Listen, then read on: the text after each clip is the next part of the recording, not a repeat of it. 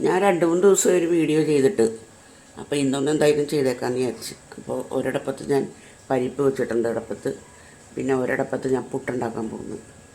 അപ്പോൾ ഉണ്ടോ, വലിയ കുക്കർ വെച്ചിരിക്കുന്നത് പുട്ടുണ്ടാക്കാനായിട്ടാണ്, മറ്റേ ചെറിയ കുക്കർ പരിപ്പ് വേവിക്കാൻ, പുട്ടും പരിപ്പും വെക്കാമെന്ന് വിചാരിച്ചിരുന്നപ്പോൾ. അപ്പോൾ എൻ്റെ പണി അങ്ങനെ തുടങ്ങട്ടെ കേട്ടോ. ഇതാ ആദ്യത്തെ പുട്ട് ഞാൻ എടുക്കുവാണേ. ഭയങ്കര സൗണ്ട് വെക്കിപ്പോൾ എടുക്കുമ്പോൾ. ഞാൻ എടുക്കുന്നതിനകത്ത് വെച്ചു.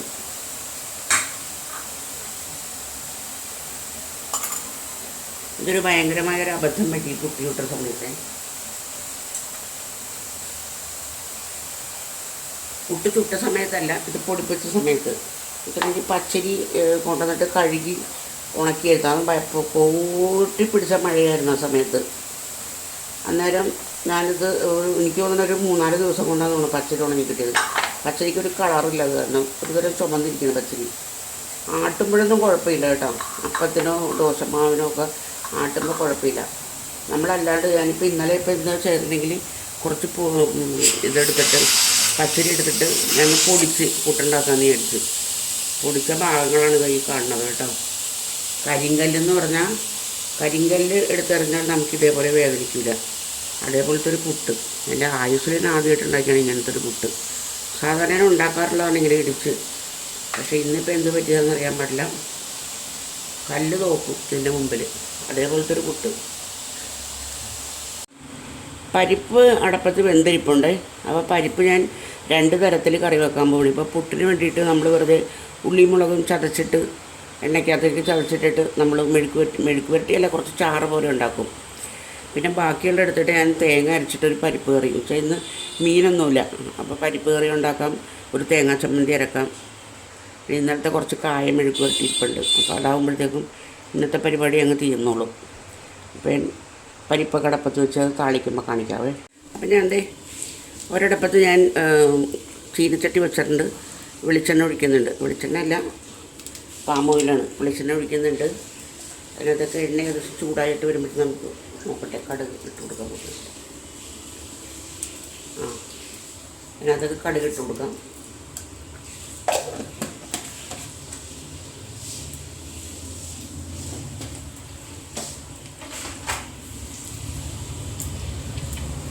കടുക് പൊട്ടി തുടങ്ങുന്നുണ്ട് കേട്ടോ. ഇനി നമുക്കതിനകത്തേക്ക് ഉള്ളി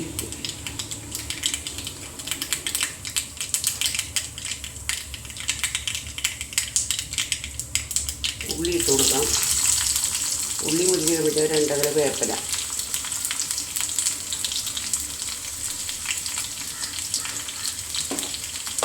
ഇത് പരിപ്പ് തേങ്ങ അരച്ച് വെക്കുന്ന കറിക്കകത്താണ്. അപ്പോൾ അതിനകത്താണെന്നുണ്ടെങ്കിൽ ഞാൻ തേങ്ങ, വെളുത്തുള്ളി, ജീരകം, ചുമന്ന ഉള്ളി, പിന്നെ ഒരു 2 എതളല്ല 2-3 ഇല വേപ്പില, ഇത്ര സാധനങ്ങൾ കൂടി അരച്ച് അത് ശരിയായിട്ടിരിക്കുന്നുണ്ട്. ഇനി ഇതിനകത്തൊക്കെ ഒഴിച്ചു കൊടുക്കണം. അപ്പോൾ അതിൻ്റെ പണി കഴിഞ്ഞു. മീനുണ്ടെങ്കിൽ നമുക്കൊരാശ്വാസമാണ്, മീനുണ്ടല്ലോ എന്നുള്ളത്. ഒഴിയാതിരിക്കുകയായിരുന്നു. ഇപ്പം ഇന്നലത്തോണ്ട് ഇവിടെ ഇതെല്ലാം തീർന്നിട്ട് കുറച്ച് ചെമ്മീൻ മാത്രമേ ഇരിപ്പുള്ളൂ.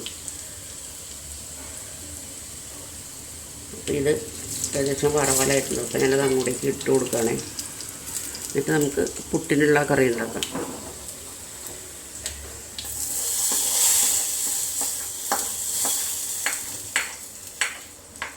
അതിൻ്റെ പണി കഴിഞ്ഞ് ഇനി പുട്ടിനുള്ള പരിപ്പിന് വേണ്ടിയിട്ട് എണ്ണ ഒഴിച്ചു കൊടുക്കാം. എണ്ണ ഒഴിച്ചു. അതിന് ഞാൻ കടുകൊന്നും ഇടുന്നില്ല. ഉള്ളി ഇട്ട് കൊടുത്തു.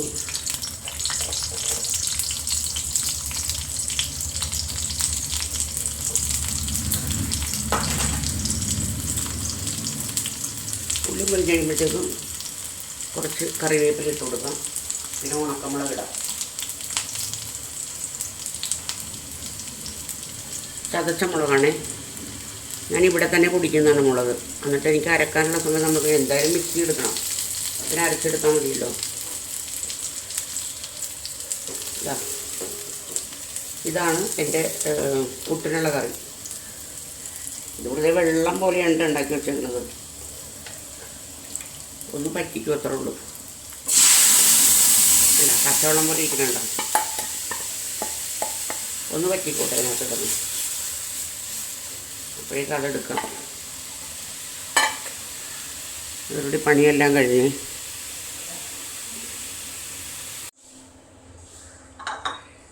ചമ്മന്തി അരച്ചത് കാണിക്കാവേ. കണ്ടോ, തേങ്ങ ചമ്മന്തി നല്ല അരച്ചുരുട്ടിയെടുത്തിട്ടുണ്ട്.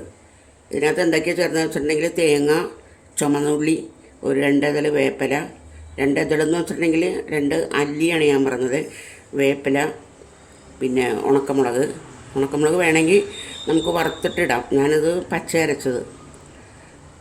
അത്ര സാധനങ്ങളുള്ളൂ ഇതിനകത്ത്. അത്ര സാധനങ്ങൾ കൂടി അരച്ച്, പുളി വേണ്ടവർക്ക് പുളി ചേർക്കാൻ കേട്ടോ. എനിക്ക് പുളി ഇഷ്ടമില്ലാത്തതുകൊണ്ട് ഞാൻ പുളി ചേർത്തിട്ടില്ല.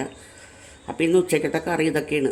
പച്ചക്ക വലുത്തിയത്, ഈ ചമ്മന്തി, പരിപ്പ് കറി, പിന്നെ ഇത്തിരി പച്ചക്കായ വലുത്തിരിക്കുന്നുണ്ട്, നുള്ളിൽ കക്ക ഇറച്ചിരിപ്പുണ്ട്.